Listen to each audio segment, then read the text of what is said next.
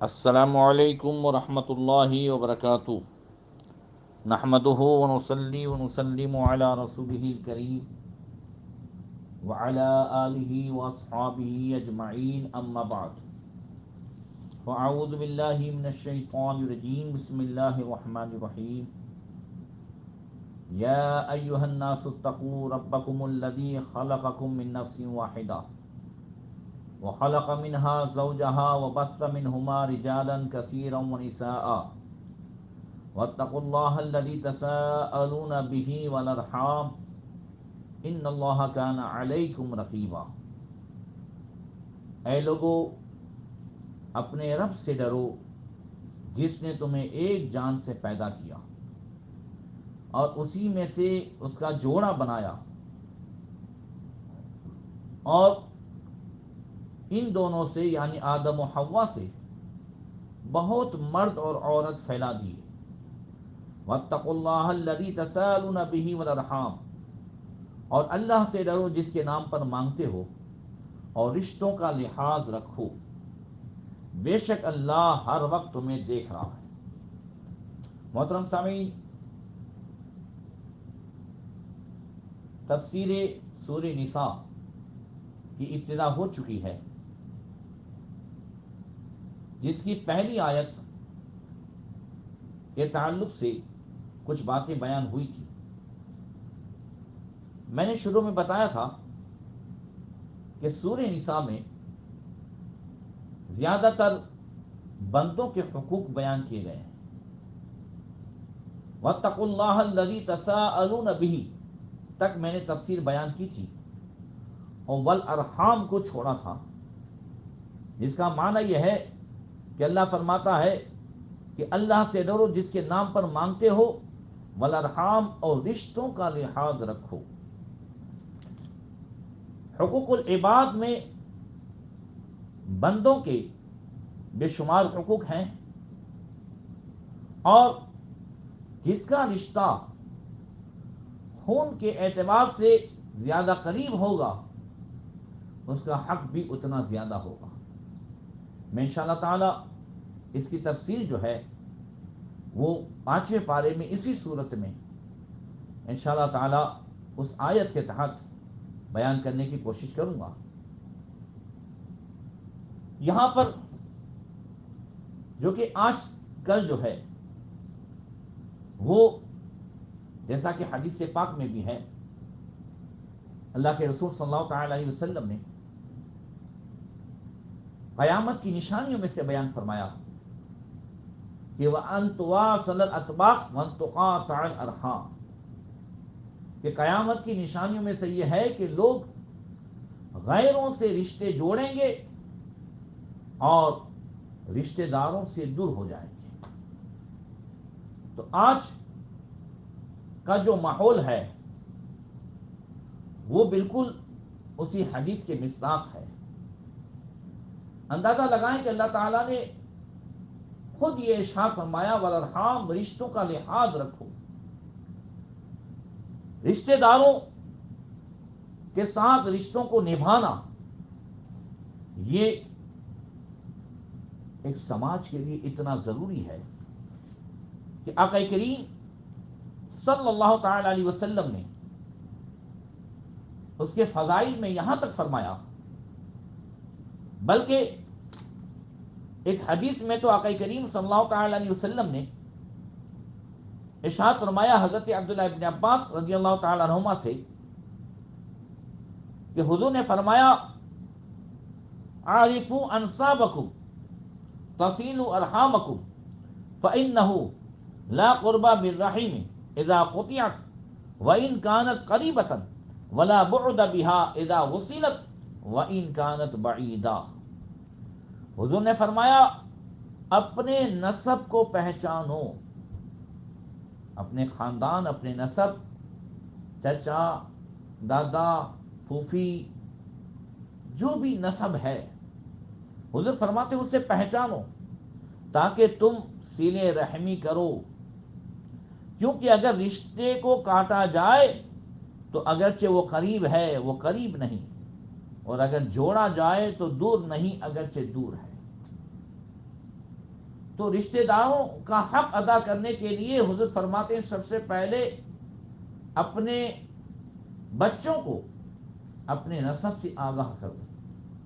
آج اس تعلق سے دنیا اتنی بڑھ گئی ہے کہ اکثر بچے ایک دوسرے کو پہچانتے نہیں ہیں۔ پہلے تو اسکول، کالج اور ان سب سے فرصت نہیں ہے، اور اس کے بعد آج سے پہلے جو رواج تھا ایک دوسرے کے یہاں جانا، اب ہمیں نیٹ نے، موبائل نے اتنا ایک دوسرے سے دور کر دیا ہے کہ یوں دیکھو تو قریب ہے، جب دیکھا بات کر لی، یہ ہوا وہ ہوا، مگر جو محبتیں پہلے تھیں، میں نے تو یہاں تک دیکھا ہے کہ اکثر بچے اپنے خاندان کے بڑوں کو نہیں پہچانتے۔ جب پہچانتے نہیں تو پھر وہ حق کیا ادا کریں گے؟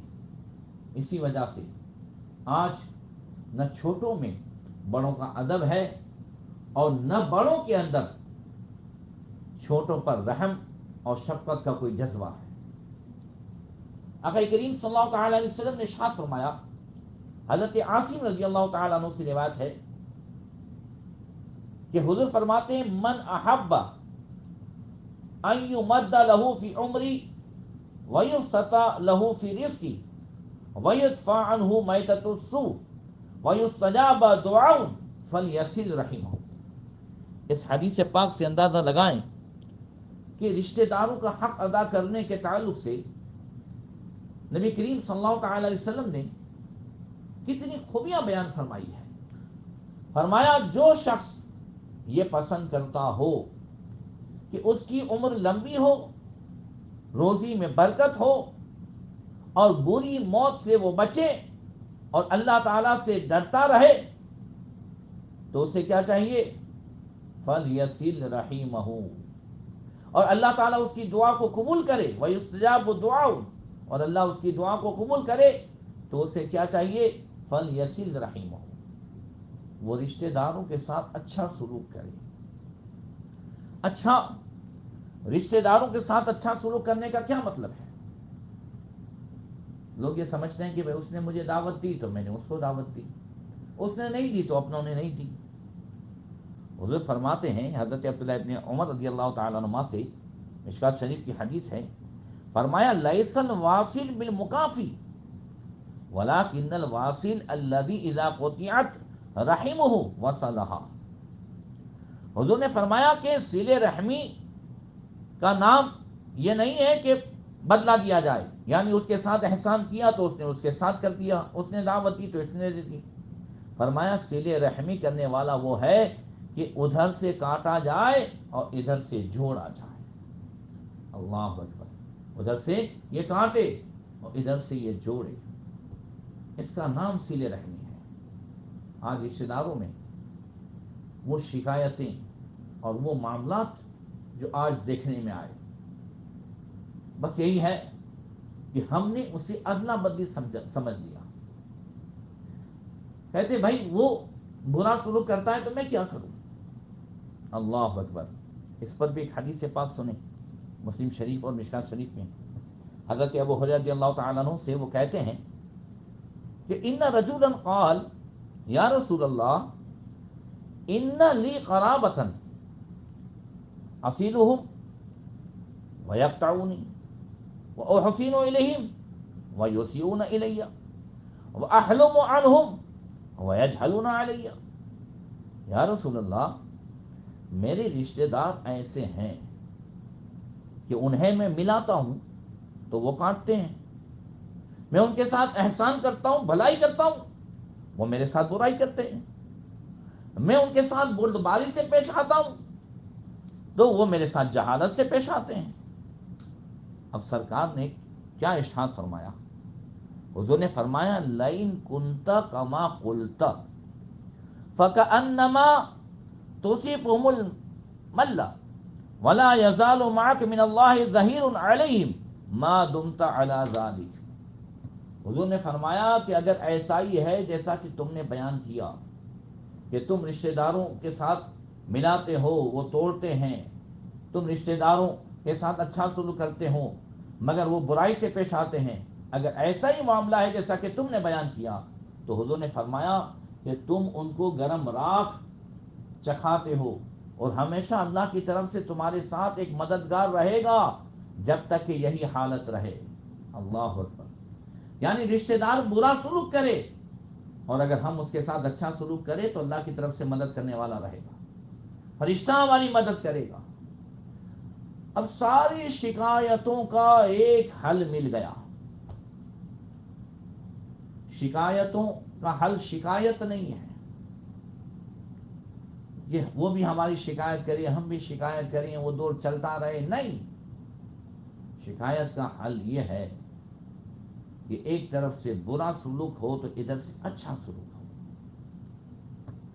حضرت عقبہ بن عامر رضی اللہ تعالیٰ عنہ سے وہ حدیث بڑی پیاری لگی مجھے، کہتے ہیں ثم لقیت رسول اللہ صلی اللہ تعالی وسلم فاخذت بیدی، کہتے ہیں میں رسول اللہ صلی اللہ علیہ وسلم کی ملاقات کو گیا تو میں نے جلدی سے حضور کا مبارک ہاتھ پکڑ لیا۔ فقلت یا رسول اللہ اخبرنی بفواضل الاعمال، اور حضور نے بھی میرے ہاتھ کو جلدی سے پکڑ لیا تو میں نے عرض کی یا رسول اللہ مجھے دنیا و آخرت کی افضل اعمال بتائیں۔ تو حضور نے فرمایا یا عقبہ سل من قطعک وَأَعْطِ مَنْ حَرَمَكَ وَأَعْرِضْ عَمَّنْ ظَلَمَكَ، اور ایک روایت میں ہے وَاعْفُ عَمَّنْ ظَلَمَكَ۔ حضور نے فرمایا عقبہ دنیا و آخرت کے افضل اخلاق یہ ہیں کہ تم اس کو ملاؤ جو تمہیں جدا کرے، اور جو تم پر ظلم کرے اسے معاف کر دو، اور جو یہ چاہے کہ عمر میں برکت ہو اور روزی میں بھی برکت ہو تو وہ اپنے رشتہ داروں کے ساتھ اچھا سلوک کرے۔ اللہ اکبر! تو ان تمام روایتوں سے یہ معلوم ہوا کہ اگر ہم اپنی قوم میں اپنے خاندان میں اگر ہم بھلائی چاہتے ہیں تو ہم ایک ہو کر کے رہیں، ایک دوسرے سے ملیں۔ اکثر جہالت کی وجہ سے دیکھا گیا ہے کہ ویسے کوئی معاملہ نہیں، مگر جیسے ہی کسی کے یہاں کوئی اچھا پرسنگ آیا، شادی بیاہ کا معاملہ آیا یا کوئی بھی معاملہ ہوا تو چھوٹی چھوٹی باتوں پہ شکایت، تم نے فون نہیں کیا تھا، تم نے یاد نہیں کیا، اس نے یہ نہیں کیا، اس نے یہ نہیں کیا، اور ادھر وہ منہ چڑھا کے بیٹھا ہے، ادھر وہ منہ چڑھا کے بیٹھا ہے۔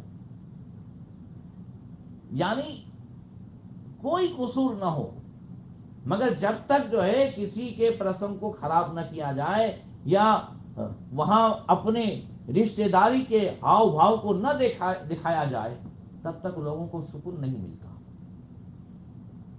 اللہ کے رسول صلی اللہ تعالی علیہ وسلم نے ارشاد فرمایا حضرت عبداللہ بن ابی اوفا سے، ایسے لوگ جو بات بات میں رشتے توڑتے ہیں، کیا فرمایا؟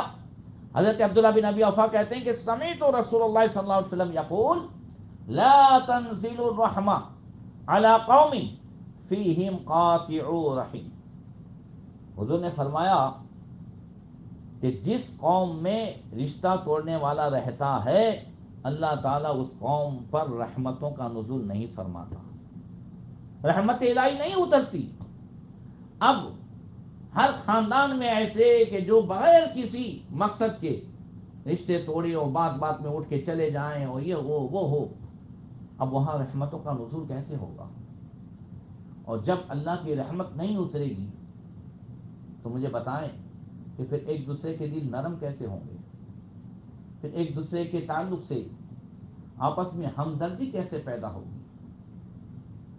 یہ رمضان المبارک کا مہینہ آقا کریم نے ارشاد فرمایا شہر المواسات، یہ ہمدردی کا مہینہ ہے، یہ ایک دوسرے کی خبر گیری کا مہینہ ہے، یہ اپنے خاندان میں اپنے رشتہ دار میں اپنے ارد گرد میں کسی ضرورت مند کی ضرورت کو پورا کرنے کا مہینہ ہے۔ اور جب بندہ کسی اور کی ضرورت کو پورا کر دیتا ہے تو اللہ تعالیٰ اس کی ضرورت کو پورا فرما دیتا ہے۔ اس تعلق سے اور بھی احادیث کافی ہیں، مگر ایک حدیث سن لیں، خاص کر کے جو لوگ چھوٹی چھوٹی باتوں میں رشتہ توڑ دیتے ہیں۔ حدیث پاک میں بھی ہے اور اس آنکھوں نے بھی دیکھا ہے، تجربہ شاہد ہے کہ اگر کوئی چھوٹے چھوٹے معاملے میں کسی کے پرسنگ کو، کسی کے معاملے کو خراب کرنے کی کوشش کرتا ہے، ایک دن اس کے یہاں بھی ایسے ہی معاملہ ہوتا ہے۔ یعنی آج ہم کسی سے ناراض ہو کر کے چلے گئے، تو کل اگر ہمارے یہاں بھی کوئی پرسنگ ہوگا تو ہمارے یہاں بھی ویسے ہی ہوگا، اور یہ جہالت کا سلسلہ مسلسل دیکھنے میں آتا ہے۔ تو حضور نے ارشاد فرمایا، حضرت ابو بکر رضی اللہ تعالیٰ عنہ سے روایت ہے، حضرت ابو بکر رضی اللہ تعالیٰ عنہ سے کہتے ہیں رسول اللہ صلی اللہ تعالیٰ علیہ وسلم نے ارشاد فرمایا، ما من ذنب احرى ان يعجل الله لصاحب العقوبة في الدنيا مع ما يدخر له في الآخرة من البغي وقطيعة الرحم۔ حضور نے فرمایا، جس گناہ کی سزا دنیا میں بھی جلدی ہی دے دی جائے اور اس کے لیے آخرت میں بھی عذاب کا ذخیرہ رہے گا، وہ دو کیا ہے گناہ؟ فرمایا وہ بغاوت ہے اور رشتوں کو توڑنا ہے۔ رشتوں کو توڑنے کی سزا بھی اللہ تبارک و تعالی یہ آخرت میں تو عطا فرمائے گا ہی، مگر دنیا میں بھی اللہ تعالیٰ عطا فرماتا ہے۔ آج اگر ہم نے کسی کے یہاں رشتے توڑے اور کل پھر ہمارے یہاں کوئی معاملہ ہوا تو کسی نے ہمارے ساتھ بھی ویسے ہی سلوک کرنا ہے۔ اعمل ما شئت کما تدین تدان، عمل جو چاہے کر لے مگر یاد رکھ لے جیسی کرنی ویسی بھرنی۔ یہ سورہ نساء کی پہلی آیت تھی۔ دوسری آیت ہے، وَآتُوا الْيَتَامَ أَمْوَالَهُمْ وَلَا تَتَبَدَّلُوا الْخَبِيثَ بِالطَّيِّبِ وَلَا تَأْكُلُوا أَمْوَالَهُمْ إِلَىٰ أَمْوَالِكُمْ إِنَّهُ كَانَ حُوبًا كَبِيرًا۔ آج ترجمہ سن لیں، انشاءاللہ آئندہ کل اس کی تفسیر ہوگی۔ اللہ فرماتا ہے، اور یتیموں کو ان کے مال دو اور ستھرے کے بدلے گندا نہ لو، اور ان کے مال اپنے مالوں میں ملا کر نہ کھاؤ، بے شک یہ بڑا گناہ ہے۔ بندوں کے حقوق کے بعد اب خصوصیت کے ساتھ پہلا حق یتیم کا بیان ہوا ہے، اس کی تفصیل انشاءاللہ تعالی آئندہ کل بیان ہوگی۔ اللہ تعالی ہمیں عمل کی توفیق عطا فرمائے۔ السلام علیکم ورحمۃ اللہ وبرکاتہ۔